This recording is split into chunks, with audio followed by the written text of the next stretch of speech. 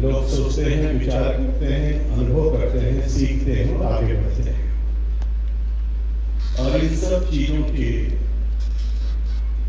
समग्रता के आधार पर एक स्थान पर मिल जाए हर चीज, उसको हम प्रशिक्षण वर्ग कहते हैं। आज सुबह से विषय चल रहा है कि ताली नहीं बजाना है, लेकिन ताली कई बार बज चुकी है, लेकिन अब हम लोग ध्यान रखेंगे ताली नहीं बजाना है। समापन सत्र में क्या ऐसा निर्देश हुआ कि समापन सत्र में बजाना यहाँ से इधर नहीं, जो निर्देश हो उसका पालन करना है। वर्ग का मतलब हमारे बहुत ही ऊर्जावान, सरल, सहज, अनुभवी, कुशल संगठनकर्ता आदरणीय, जब मैं कभी कुछ सोचता हूँ तो मेरे मन में लगता है कि हेमंत जी को देखता हूँ तो हेमंत के बाद बसंत आता है और बसंत चल रहा है, उसमें प्रशिक्षण वर्ग है। तो हमारे ऐसे आदरणीय अध्यक्ष हेमंत खंडेलवाल जी, और जिनको हम लोग सुन रहे थे, अच्छा लगा। वो बहुत ये प्रशिक्षण वर्ग है, प्रशिक्षण वर्ग में बहुत ज्यादा विशेषण लगाने की जरूरत नहीं है, लेकिन फिर भी कुछ ऐसे लोग होते हैं जिनको देखने के बाद मन करता है कि ये शब्द से काम चलता नहीं, कई शब्द जोड़े तब काम चलता है। तो व्याख्या करने के लिए हिंदी में शब्द तो बहुत सारे हैं, क्योंकि हिंदी भाषा जैसी भाषा बहुत मुश्किल है, इसलिए 9 रस बताए गए। अब 10वें रस के बारे में चर्चा नहीं करूंगा क्योंकि प्रशिक्षण वर्ग है, और हमारे आदरणीय अजय जी भाई साहब ने कहा है कि हम सब लोग उसकी परिधि में रहना चाहिए। हमारे क्षेत्रीय संगठन मंत्री हैं और बहुत ही विस्तार और सहजता से उन्होंने वर्ग के बारे में कहा, बताया कि क्या क्या हमको ध्यान रखना है।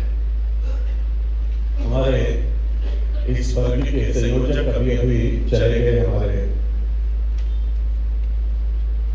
सुमेर जी सोलंकी, हमारे जो आदरणीय केसी पटेल जी आए थे आज मुख्य वक्ता, और प्रशिक्षण वर्ग में जिनका मार्गदर्शन हम सब लोगों को प्राप्त हुआ, उनको छोड़ने के लिए एयरपोर्ट गए हुए हमारे आदरणीय विजय दुबे जी भाई साहब, जिन्होंने बड़ी गंभीरता से इस वर्ग की तैयारी की है। आदरणीय बहन जिन्होंने बहुत अच्छे से वंदे मातरम गाया और पूरे भाव से गाया, आदरणीय नंदिता पाठक जी, आदरणीय हमारे राजेंद्र जी, आदरणीय अभय जी, और यहाँ पर उपस्थित हमारे सभी आदरणीय प्रदेश के पदाधिकारी, सभी हमारे आदरणीय मोर्चों के अध्यक्ष, सभी हमारे सम्मानित जिलाध्यक्ष, सभी हमारे सम्मानित जिले के प्रभारी, हमारे सभी सम्मानित आदरणीय संभाग के प्रभारी और सभी हमारे जिले की टोली इस प्रशिक्षण वर्ग से जुड़ी हुई। किसी भी प्रशिक्षण वर्ग की जो दूरी है, जो आत्मा है, वो यहाँ पर बैठी हुई है। इस बात को मैं इसलिए कह रहा हूँ कि बहुत सारे लोग इसमें से कह रहे थे, खड़े होकर के पूछ रहे थे, जिससे तो मुझको थोड़ा ताज्जुब लग रहा था, इसलिए मैं 3 बातें बताना चाहता हूँ। सबसे पहले नंबर 1 क्या है कि ये टोली जो बैठी, इसके हमारे प्रशिक्षण वर्ग के 3 पार्ट है। नंबर 1 है व्यवस्था टोली, नंबर 2 है प्रशिक्षार्थी, नंबर 3 है प्रशिक्षक जो प्रशिक्षण देने के लिए वक्त आ जाएंगे। ऐसे 3 टोलियों में विभाजित किया गया है। ये टोली जो बैठी है, ये प्रशिक्षण की जान है, ये प्रशिक्षण की आत्मा है, ये प्रशिक्षण की योजना रचना बनाने वाले मुख्य धुरी के लोग हैं। अगर आपने अच्छे से सभी चीजों को व्यवस्थित कर लिया तो प्रशिक्षण निश्चित रूप से सफल होगा, और जिस कार्य के लिए राष्ट्रीय नेतृत्व ने विचार किया उसमें हम लोग सफल हो जाएंगे। लेकिन ये टोली अगर उस काम को ठीक ढंग से नहीं किया तो प्रशिक्षण कभी भी सफल नहीं हो सकता। तो प्रशिक्षण की सफलता का दारोमदार अगर किसी पर है तो हमारी इस टोली पर है। जो आज की बैठक है वो केवल व्यवस्था के दृष्टि से हमको क्या क्या करना है और क्या नहीं करना, डूज एंड डोंट्स बताए गए, और आपने विस्तार से देखा होगा कि हमको क्या करना है और क्या नहीं करना, और इसलिए आप सब लोगों ने विस्तार से सुना होगा। लेकिन आप इस पर ध्यान नहीं दें कि आपकी भूमिका कहाँ है। इसीलिए कई लोगों ने जब अजय जी से प्रश्न कर रहे थे तो मुझको लग गया कि प्रशिक्षण का समापन तो आ गया, लेकिन हम समझ नहीं पाए कि हमारी भूमिका क्या है। इसलिए मैंने आपको बातें बताई कि हमारी भूमिका है, और हमारी भूमिका जो है वो सबसे महत्वपूर्ण भूमिका है, इसलिए आपको यहाँ पर बुलाया गया है। मैं दूसरी बात आपसे कहना चाहता हूँ, हम लोगों को कहा जाता है कि कलयुग का आधार क्या है, कलयुग की शक्ति क्या है, तो संघे शक्ति कलयुग है। अब दूसरी बड़ी महत्वपूर्ण बात है, आपने इसमें देखा होगा, पीपीटी में दिखा रहे थे, एक आदरणीय दीनदयाल जी का संदेश था। वो क्या था? सबसे पहली लाइन उन्होंने लिखा, व्यक्ति निर्माण से संगठन निर्माण, और दूसरी महत्वपूर्ण लाइन उन्होंने कही कि संगठन निर्माण से राष्ट्र निर्माण। अब आप कल्पना करिए कि व्यक्ति निर्माण की व्यवस्था करने वाले लोग कौन हैं? आप लोग। तो पंडित दीनदयाल उपाध्याय जी ने कहा कि व्यक्ति निर्माण से संगठन निर्माण और संगठन निर्माण से राष्ट्र निर्माण की अवधारणा को हम पूर्ण करेंगे। लेकिन वहीं पर एक दूसरी बात आपने देखा होगा, पीपीटी में ध्यान दिया कि नहीं दिया मैं नहीं जानता हूं, आपको बुक मिली है सवेरे से, अगर देखे होते तो उसमें भी लिखा हुआ है। एक दूसरी महत्वपूर्ण बात, आज के आधुनिक भारत के शिल्पी आदरणीय नरेंद्र भाई मोदी जी ने कहा, वो बहुत इंपॉर्टेंट था, हम राजनीतिक क्षेत्र में संगठन आधारित दल। आगे क्या कहते हैं, कितना इंपॉर्टेंट है, और संगठन कार्यकर्ता आधारित है। नंबर 3 पर वो कहते हैं कार्यकर्ता विचारधारा आधारित है। अब आप कल्पना करिए कि ये जो तीसरी बात उन्होंने कही, कार्यकर्ता विचारधारा आधारित है और संगठन कार्यकर्ता आधारित है, और पहली बात उन्होंने कहा हम राजनीतिक क्षेत्र में संगठन आधारित। अब आप तीनों की चीजों को देखिए, तो जो तीसरी लाइन उन्होंने कही वो सबसे इंपॉर्टेंट है, जिसके लिए हम सब लोग यहाँ पर बैठे हैं कि कार्यकर्ता विचारधारा आधारित कैसे बनेगा।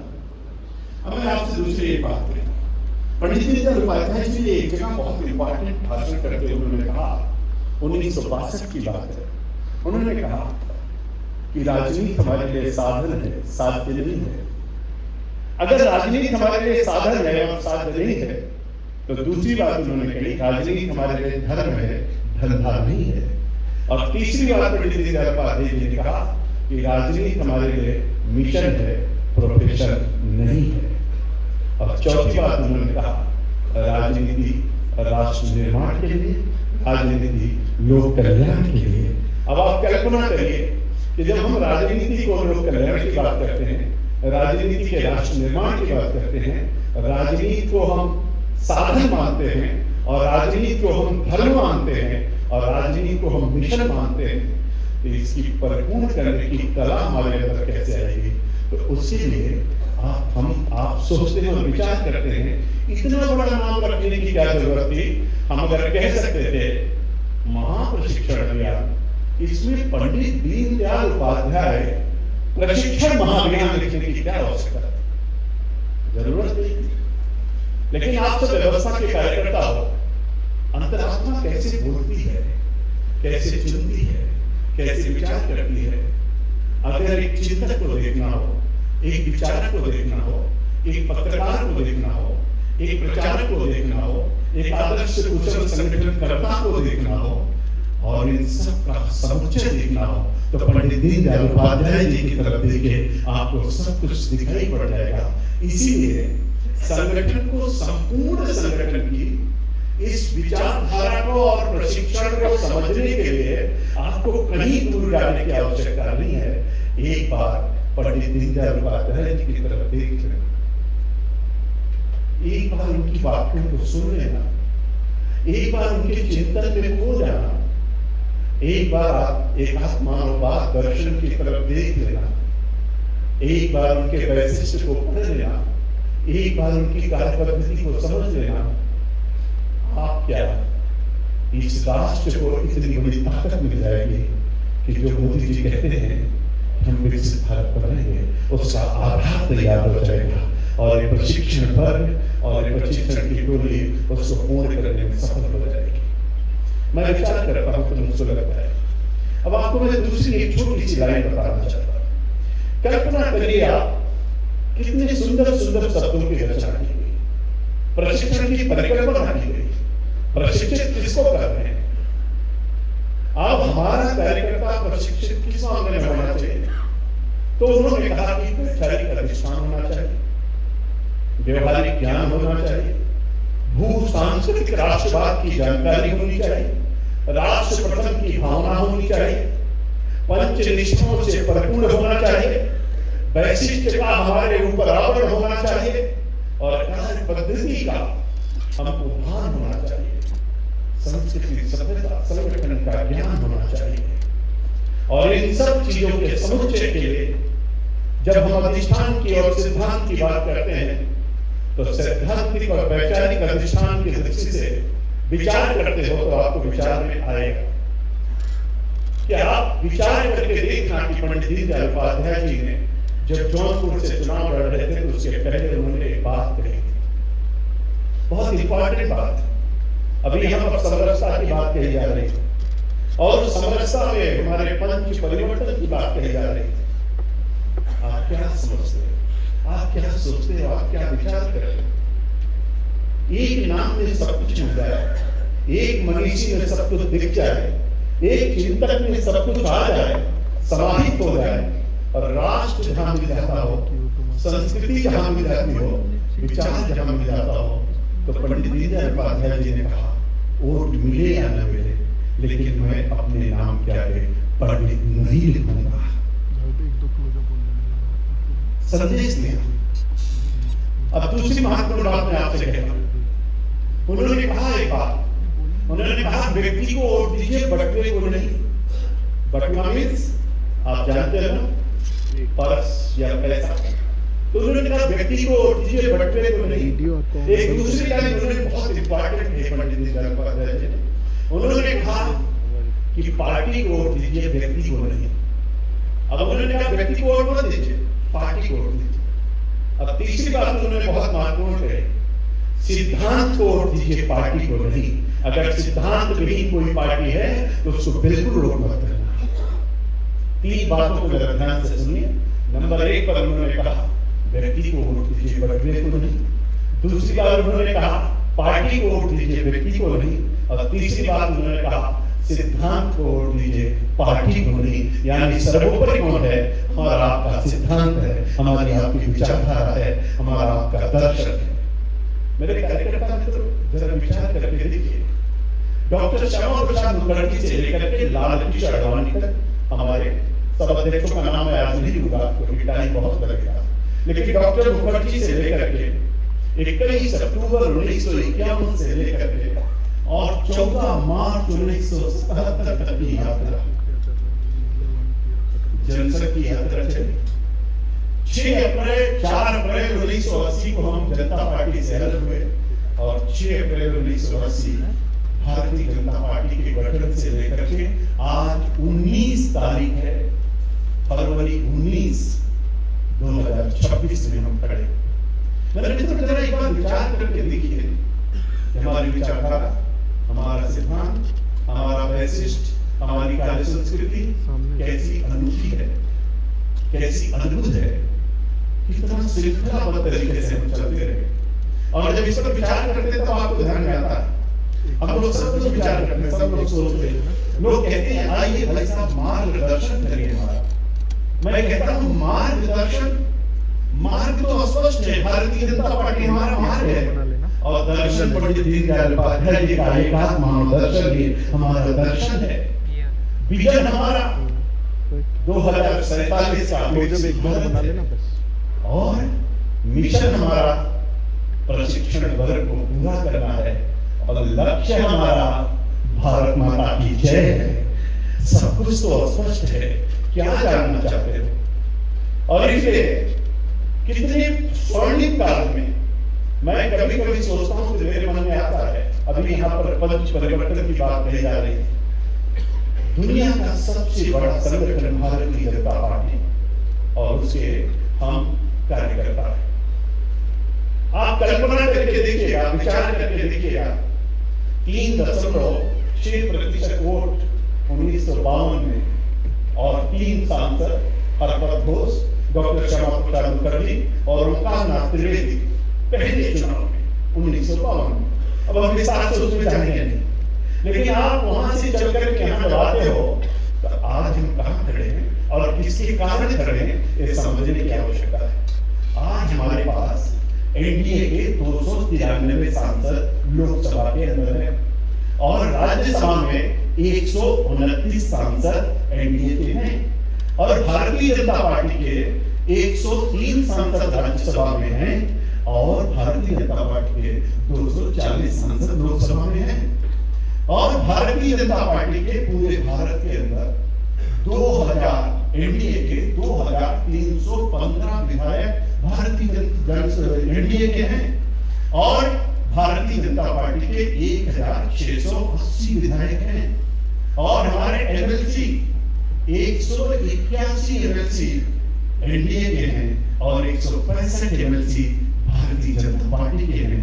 21 राज्यों में सरकार है, उसका आधार क्या है? उसका आधार यही है हमारा वैशिष्ट, हमारी कार्य संस्कृति, हमारी विचारधारा, एक भारत श्रेष्ठ भारत, एक जन एक संस्कृति और एक हमारा राष्ट्र। यही लेकर के हम चलते रहे, जिसका परिणाम है कि आज भारतीय जनता पार्टी का पूरे भारत के अंदर व्याप्त दिखता है।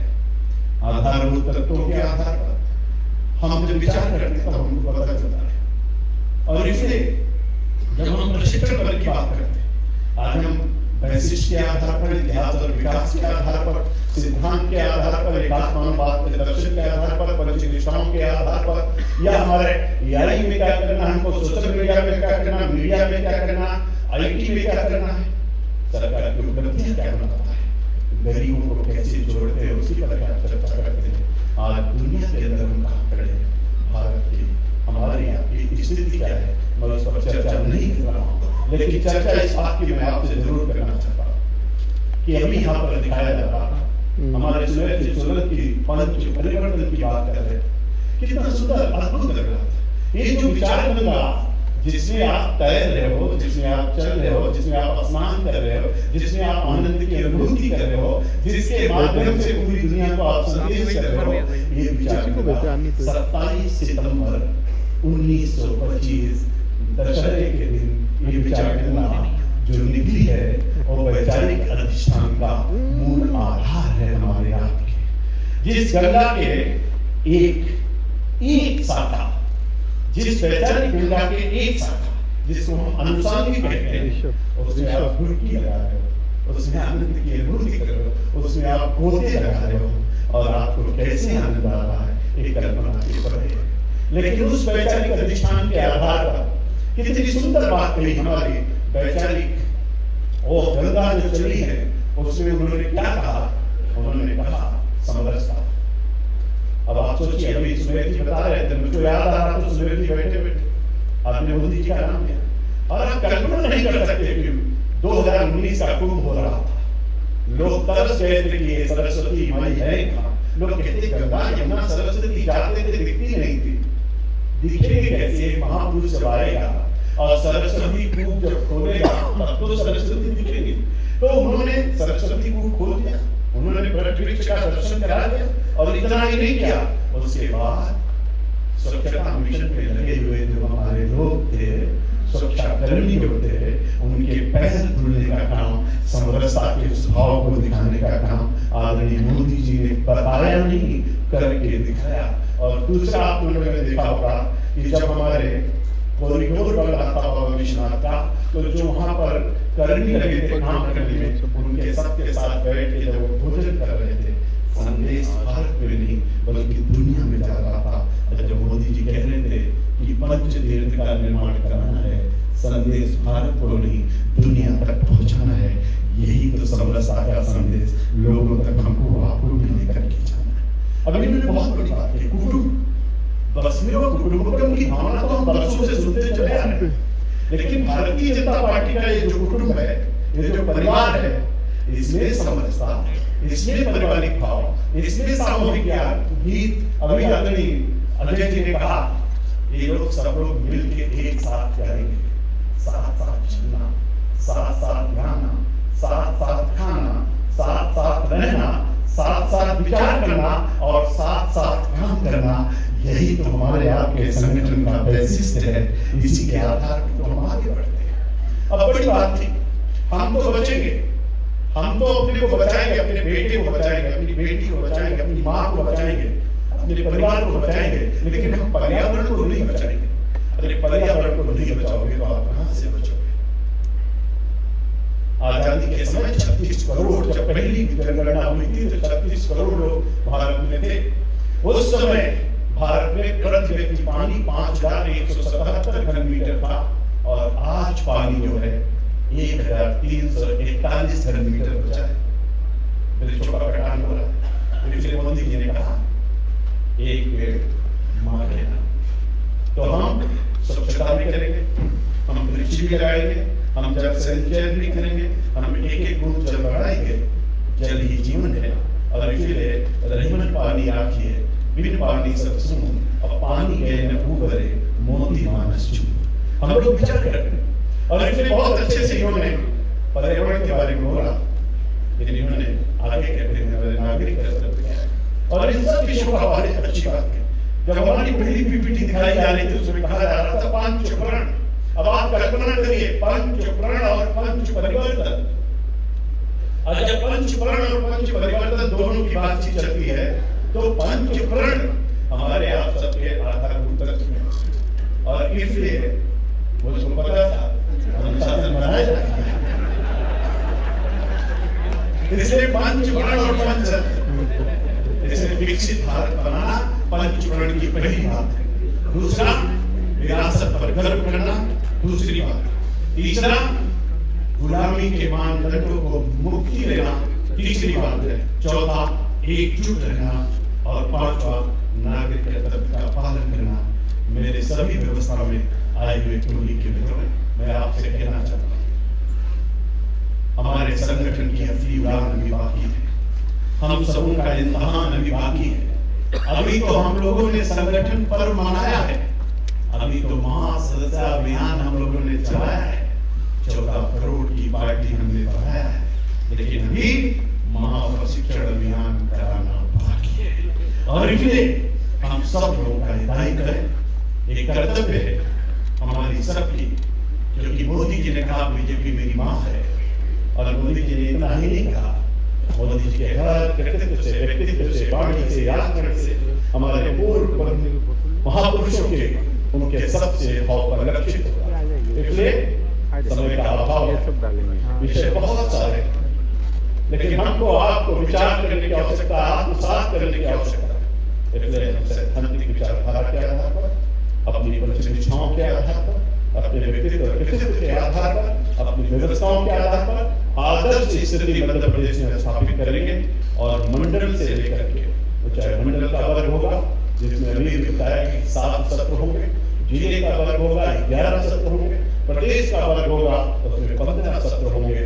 सभी सत्रों की व्यवस्था करेंगे, अच्छे स्थान चुनेंगे, अच्छे वक्ता जाएंगे, अच्छा वातावरण बनाएंगे, लेकिन बुझे से नहीं रहेंगे। यहाँ बहुत लोग सो रहे थे, बहुत लोगों को मैंने अंदर नौपर से बैठ के नोटिस किया, बहुत लोग रह रहे थे। मेरे मित्रों, ये हमारे आप सबके धर्म का विषय है, बहुत चंद दिन की जिंदगी है। मैं इस दुनिया में कोई भी आया नंगे और बिना किसी पद के आया है, आप बहुत भाग्यशाली हो, आपको पद भी मिला है, सम्मान भी मिला है, स्थान भी मिला है, और हम सब लोग इसका पूरा सम्मान करेंगे, आदर्श के साथ अपनी पार्टी को सर्वोत्कृष्ट स्थान पर पहुंचाएंगे, एक भारत श्रेष्ठ भारत के सपने को साकार करेंगे, और विकसित भारत का सपना पूरा हो, इसके लिए हम सब लोग साथ साथ चलेंगे। तो साथ चलने का ज्यादा जमा हो जाएगा, आदमी में आदमी का कहना हो जाएगा, तू किसी के पांव के नीचे छोड़ी हुई, तू भी दिलों में किसी के आसमान हो जाएगा। हम सब लोग इस भाव के साथ चलेंगे, अपने प्रशिक्षण वर्ग को पूरा करेंगे। बहुत ही अच्छा आज का दिन रहा, इस मन भाव से आत्मसात करते हुए हम लोग आगे बढ़ेंगे। अच्छा अध्ययन करिए, अपने को आगे बढ़ाते रहिए, चलते रहिए, चलाते रहिए, और प्रशिक्षण वर्ग को सफल बनाते रहिए। एक बार मेरे साथ भी जयकारा जोरदारी से लगा दीजिए, दोनों हाथ उठा के। बोले भारत माता की, भारत माता की।